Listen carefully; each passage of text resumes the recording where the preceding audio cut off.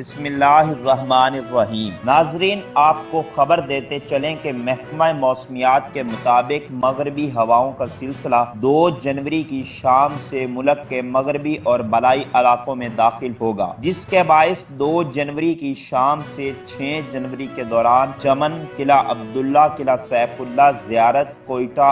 اور ملحقہ علاقوں میں بارش اور برف باری کی پیشگوئی کی گئی ہے۔ اس کے علاوہ جنوبی پنجاب کے علاقے ڈیرہ غازی خان، لیا، راجن پور، ملتان، خانیوال، ساہیوال، اکاڑا، بہاول نگر، بہاولپور، رحیم یار خان اور سکھر، لاڑکانہ، شہید بے نظیر آباد، کراچی میں بھی بارش کا امکان ہے۔ 3 جنوری کی شام سے 7 جنوری کے دوران کشمیر، سوات، مانسرہ، ایبٹ آباد، ہری پور، سوابی، مردان، نوشہرہ، پشاور، وزیرستان، کوہاٹ، راولپنڈی، اٹک، چکوال، جہلم، منڈی بہاؤالدین، سرگودا، خوشاب، بکھر، میاں والی، فیصل آباد، جنگ، ٹوبہ ٹیک سنگھ، حافظ آباد، گوجرانوالہ، گجرات، سیالکوٹ، ناروال، لاہور اور قصور میں تیز ہواؤں کے ساتھ بارش کا امکان ہے۔ ناظرین، ملکی حالات سے باخبر رہنے کے لیے اس چینل کو سبسکرائب کر کے بیل آئیکن کو دبا دیں تاکہ آپ کے پاس مزید ویڈیو کا نوٹیفیکیشن پہنچتا رہے۔